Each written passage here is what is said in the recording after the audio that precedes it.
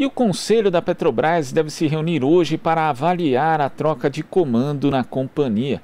E para conversar a respeito da situação da empresa, nós vamos conversar agora com o professor do Instituto de Economia e pesquisador do Centro de Estudos Sindicais e de Economia do Trabalho, ambos da Unicamp, Márcio Postman. Bom dia, Márcio. Bom dia, Glauco. Satisfação estar contigo e todos que nos acompanham. Satisfação é nossa. Márcio, hoje a gente vai ter essa reunião do Conselho da Petrobras que deve avalizar ou não a troca de comando da empresa, e temos também aí bastante perturbação no mercado financeiro em relação à situação da companhia. Como é que você vê o atual cenário da Petrobras? Bem, eu diria que nós estamos numa espécie de encruzilhada, né? A política que a Petrobras vem seguindo, ela tem basicamente 5 anos, né, em que foi modificada radicalmente quando comparada com a trajetória anterior, né? A formação de preços do petróleo, que é um macro preço, é um preço de um produto que tem relações diretas com outros produtos, né? E isso obviamente impacta para o bem ou para o mal a formação de preços de outros produtos, né? Tendo em vista que somos um país que depende muito da malha rodoviária. Então, o deslocamento da produção está diretamente relacionado ao preço do combustível. E, de certa forma, o que aconteceu desde 2016 foi uma mudança brusca na orientação da Petrobras, a mudança da formação de preços, né? E agora está sendo fortemente questionada porque nós estamos assistindo uma aceleração do preço do combustível, tendo em vista que o preço interno do combustível se relaciona diretamente com alterações do preço do petróleo em termos internacionais e até mesmo da variação cambial. Essa decisão, meu modo de ver, é do presidente Bolsonaro, que altera basicamente a direção da Petrobras, que era composta basicamente de tecnocratas do mercado financeiro, que estavam lá para operar numa empresa pública como se fosse uma empresa privada, e buscando fundamentalmente os interesses dos acionistas, né? O próprio conselho da Petrobras, o conselho de administração, é composto por acionistas fundamentalmente do mercado financeiro. Então, temos agora possivelmente uma alteração de rumo, mas vamos aguardar melhor a presença agora de um general, então, diante da Petrobras. Tem mais de 30 anos que a Petrobras não vinha sendo dirigida por um representante das Forças Armadas. Agora nós estamos diante desta possibilidade. Restará saber qual seria justamente a nova política da Petrobras, se vai manter nesse mesmo sentido ou se fará uma mudança, uma ruptura, não é? Então, precisamos aguardar um pouquinho. Há uma tensão enorme, a Petrobras perdeu o valor na Bolsa de Valores, não é? Há uma reação da imprensa, da mídia comercial, dos porta-vozes do dinheiro em relação a essa postura, mas vamos aguardar os resultados. Me parece um ponto muito importante nesse início do 3º ano do governo do presidente Bolsonaro.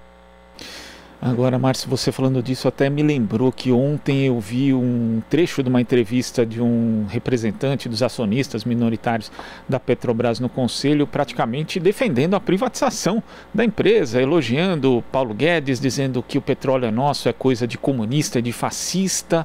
Quando a gente fala de acionista minoritário, parece que aquela pessoa ali que que tem uma participação num fundo de ações, que escolheu ali no seu banco, mas na verdade, a gente está falando de outra coisa, né, Márcio? Eu queria que você explicasse justamente isso. Que tipo de interesses existem ali no mercado financeiro em torno da Petrobras? De fato, a mudança da política da Petrobras, nos últimos quase 5 anos, né, desconectou o papel de uma empresa pública com o interesse nacional. Então, o que nós passamos a assistir, basicamente, é que uma empresa passou a operar fundamentalmente de acordo com os interesses desses chamados acionistas, né?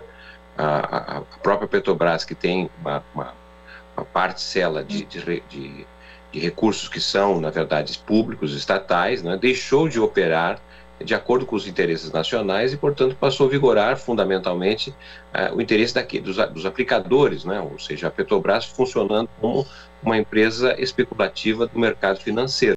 E sem interesse nacional, ela opera como se fosse uma empresa privada. A empresa privada visa o lucro e ponto. A Petrobras não foi criada para isso, né? Porque vamos lembrar que até o início dos anos 50, quando não existia a Petrobras, o que nós tínhamos aqui, na verdade, era um país completamente dependente do exterior. Foi a Petrobras, foi a luta dos brasileiros para criar uma empresa desse porte, que tem uma importância significativa no Brasil e no mundo, que permitiu o Brasil alcançar, digamos assim, a soberania energética. E hoje nós estamos com essa soberania energética maculada, comprometida. Quer dizer, não é possível um empresário, alguém que trabalha na economia, e mesmo a própria família, saber quanto vai custar os seus produtos que adquirem, porque, em grande medida, esses produtos dependem, não é, do preço do transporte que é dado a partir do combustível. E nós tivemos uma elevação absurda, né? Sem ter completado 2 meses do ano, o preço do combustível subiu muito no Brasil, não é? E os salários não subiram, não é? As empresas têm dificuldade de repassar para preço também esses aumentos de custos. Então, isso criou um gargalo, um problema nacional de grande porte. Isso significa dizer que uma empresa nacional ela precisa, na verdade, considerar os interesses do conjunto da população e não apenas e tão somente os interesses dos chamados acionistas, daqueles que operam de forma especulativa na Bolsa de Valores.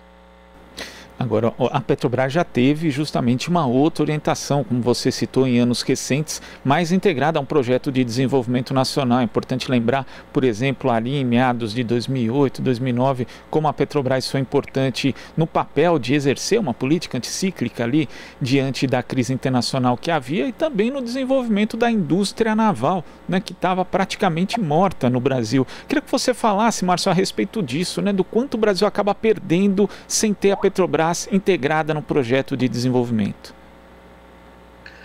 A Petrobras sofreu, digamos, 2 golpes, não é? O primeiro golpe veio justamente da forma com que a chamada Operação Lava Jato funcionou no Brasil, não é? Nós temos no mundo todo política de combate à corrupção, que é uma realidade, não é? E ela precisa ser combatida. Infelizmente, a forma com que a Lava Jato operou no Brasil não foi para acabar com a corrupção, mas sim para acabar com empresas. Então, a Petrobras, que era uma gigante, se articulava, se integrava na produção da ciência e tecnologia, né, nos ramos variados de suas interlocuções, como é o caso da própria indústria naval, mas também o complexo petroquímico. Ela tinha, na verdade, uma capacidade de operação inegável, uma política de defesa do conteúdo nacional, de defesa do emprego do brasileiro, né, de defesa de compras de empresas no Brasil. Tudo isso foi, infelizmente, por água abaixo com a ação da própria Lava Jato, né? E, por outro lado, o segundo golpe se deu justamente a partir de 2016, com a ascensão do governo Temer e, posteriormente, a eleição de Bolsonaro, que passaram a praticar uma política da Petrobras, né, de desmantelamento da Petrobras, da privatização, olhando exclusivamente os interesses dos chamados acionistas da Petrobras, né? Então, nós passamos a importar, por exemplo, combustível, né? Nós fomos jogando fora um conhecimento, a engenharia nacional, e isso tudo está agora, de certa forma, questionado, porque apresenta os seus resultados que o Brasil não tem soberania energética, tá certo? Não consegue mais estabelecer minimamente um planejamento em torno de preços, o impacto que a Petrobras está tendo isso, e me parece que o presidente Bolsonaro, nesse sentido, está fazendo uma espécie de reorganização, talvez uma segunda reorganização do seu próprio governo, né? Vamos lembrar que no início do ano passado, por exemplo, né, o próprio presidente Bolsonaro se afastou do lavajatismo, né, demitiu Moro, por exemplo, e se integrou, de alguma forma, nas forças chamado Centrão, né?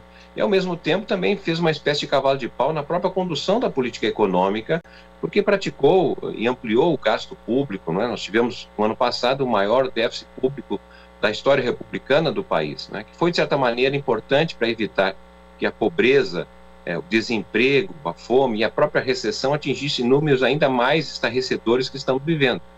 E parece que agora também há uma recomposição do governo em relação a questionar esse modus operandi do neoliberalismo. Está questionando, na verdade, o neoliberalismo em termos de estabelecimento de preços, no caso da Petrobras, e também nós tivemos agora uma mudança recente que o próprio presidente da Eletrobras, e talvez a diretoria da Eletrobras, que estava preparando a privatização, saia.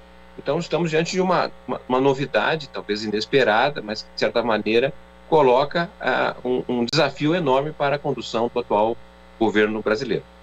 Mas você acha, no caso, que essa mudança de gestão na Petrobras pode, além de reorientar a política de preço, reorientar também a própria agenda privatista ali de desintegração da Petrobras? Vejo com dificuldade imaginar que apenas a mudança da direção da empresa seja suficiente, né, para impactar a condução do preço dos combustíveis, né? A Petrobras tem uma política de formação de preços, a mudança, nós já tivemos inclusive mudanças de presidentes desde 2016 na Petrobras, não é? Mas sem que a política de preço fosse alterada. Me parece que agora não se trata apenas de uma mudança da direção da Petrobras, exige certamente uma revisão da política do setor de petróleo e gás no Brasil. E é isso que nós não sabemos nesse momento. O que significa essa mudança, né, que sai um tecnocrata do mercado financeiro que dirigia a Petrobras rumo à privatização e, diante dessa substituição, a ascensão de um general que tem uma experiência administrativa, já estava conduzindo outras empresas. Então, nesse sentido é que nós vamos ver se, de certa maneira, essa alteração na direção impactará a política de formação de preços, a mudança dessa agenda privatista e, de certa maneira, a reconexão da Petrobras com o sistema produtivo brasileiro. Ainda é tempo e o Brasil tem a possibilidade de mudar esse rumo, mas, obviamente, vamos aguardar aí os acontecimentos. Pois há uma reação muito forte, uma reação muito forte, evidentemente, dos interesses neoliberais, não é? A mídia comercial vem fazendo um carnaval, não é? Parte de parlamentares, de políticos, enfim, aqueles que estão integrados, né, na justificativa, na defesa do neoliberalismo, certamente se manifestarão. Então teremos uma tensão que não é pequena, mas é um ponto talvez muito importante na trajetória do governo Bolsonaro. Eu queria perguntar justamente isso, Márcio, porque na mídia comercial existe uma reação muito grande. Na verdade, você vê comentaristas ali praticamente cuspindo fogo, economistas ligados ao mercado financeiro dando entrevistas, reforçando, né, que é necessário seguir nesse caráter neoliberal, né, defendido na prática pelo ministro Paulo Guedes e sua equipe econômica. Você vê um cerco, na verdade, em relação à Petrobras para garantir que continue essa política privatista? Porque essa indignação que a gente vê, inclusive na mídia comercial, a gente não vê a mesma proporção, por exemplo, em relação aos quase 250 mil mortos pela pandemia, né? Então, existe esse cerco, Márcio? Olha, de fato há uma reação muito forte de parte da imprensa, né, dos interesses justamente do dinheiro vinculado a essa visão de curtíssimo prazo que a agenda neoliberal propõe. Infelizmente, nós não temos uma imprensa que abre a possibilidade de oferecer aos seus leitores, né, a possibilidade de ter, então, visões distintas. Então, de certa maneira, há uma reorganização de uma espécie de pensamento único que só apresenta os aspectos negativos desta decisão, não é? Agora, também sabemos que essa mesma mídia vem sendo fortemente questionada e tem perdido, inclusive, credibilidade, né? Seria interessante, por exemplo, abrir espaço para que governadores do Nordeste, a população do Nordeste pudesse manifestar o que tem significado a saída da Petrobras, por exemplo, de alguns estados importantes, o que significou a privatização em termos de perda de emprego no país, o que significou, por exemplo, a perda de soberania do país em termos de controle do seu combustível, né? Nos Estados Unidos, por exemplo, né, a política de preço de petróleo, embora seja regida por empresas privadas, mas ela está sob controle da segurança nacional. As Forças Armadas acompanham, monitoram todo o movimento em torno do setor de petróleo e gás, né? E isso não é também mostrado pelos meios de comunicação. Então tem várias lacunas e que, infelizmente, o brasileiro não está em condições de poder, inclusive, avaliar melhor, pois é negado a ele o mínimo de informação para que possa ter uma opinião decente. E é lamentável que a mídia comercial, não é, que os porta-vozes do dinheiro se expressem assim, mas, de certa maneira, eles estão defendendo o seu próprio interesse, desconectados totalmente de uma nação tão importante como é o Brasil. Agora, Márcio, desde a gestão de Pedro Parente ali no governo Temer, como você lembrou, na Petrobras, a gente tem aí um objetivo declarado que é, na verdade, a adaptação da empresa como somente uma exportadora de óleo cru, né? Desmontando ali toda a cadeia integrada que existia em torno dela, com a venda de refinarias. Tivemos aí recentemente a venda da refinaria Landulfo Alves, inclusive, pelo que se estima no valor metade, né? Metade do que valia realmente segundo a própria avaliação do mercado. Como você vê isso dentro de um contexto mais amplo de reprimarização, né? O Brasil se tornando cada vez mais dependente da exportação de produtos primários de baixo valor agregado e também de aprofundamento da desindustrialização? Foi importante você mencionar essa mais uma venda de uma refinaria da Petrobras, não é? Porque, de certa maneira, ela exemplifica o que está ocorrendo desde a década entre os anos 90 e os anos 2000, o movimento de privatização, ele de certa maneira permitiu que houvesse uma espécie de concentração e aquisição no interior de empresas privadas. Então, por exemplo, nos anos 90, aqui no Brasil, a privatização do setor de telecomunicações, siderurgia, entre outros, foi de certa maneira transferido ativos, empresas nacional, estatal, para empresas estrangeiras, privadas estrangeiras. Todavia, desde a crise de 2008 em diante, as privatizações que têm ocorrido, na verdade, resultam de uma forte presença do capital estatal. Então, de certa maneira, a venda de empresas que ocorrem em alguns países, como é o caso do Brasil, tem sido adquirida, de certa maneira, pela presença de empresas estatais que são de outros países. Então, na verdade, está uma reorganização das formas de concentração e de poder em torno da presença do Estado. E é justamente isso que a gente não está vendo no Brasil. O Estado vem sendo...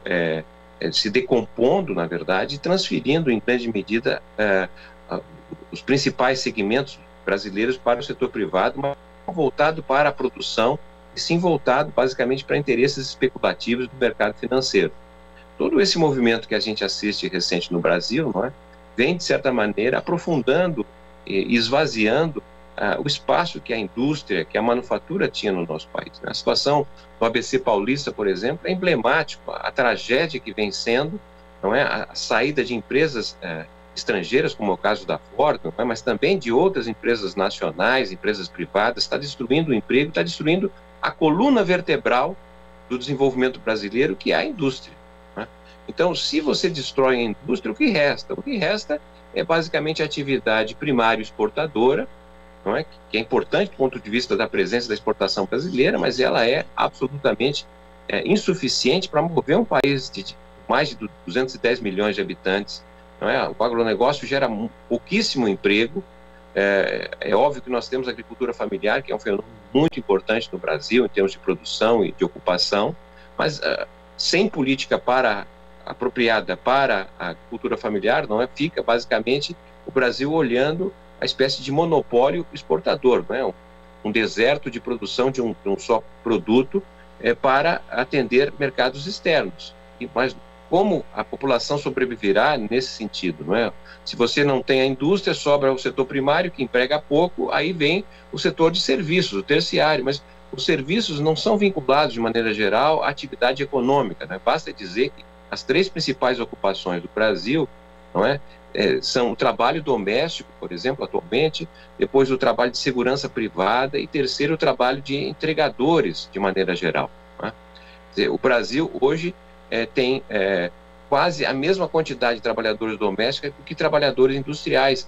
Isso é uma indicação de que nós não temos futuro a continuar nessa perspectiva e, portanto, é fundamental rever tudo isso e voltarmos, na verdade, a uma política de defesa da produção, defesa da soberania nacional, e isso é possível de ser feito. O Brasil tem condições de reverter isso, mas se não houver uma maioria política, dificilmente a economia se altera.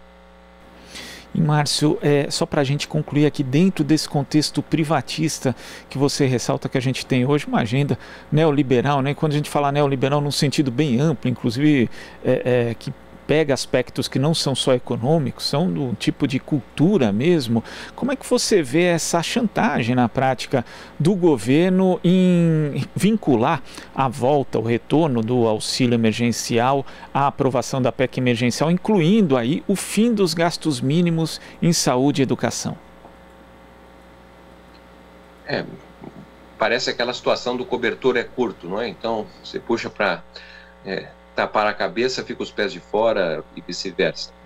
Mas me parece que essa é uma falsa escolha, na realidade, não é?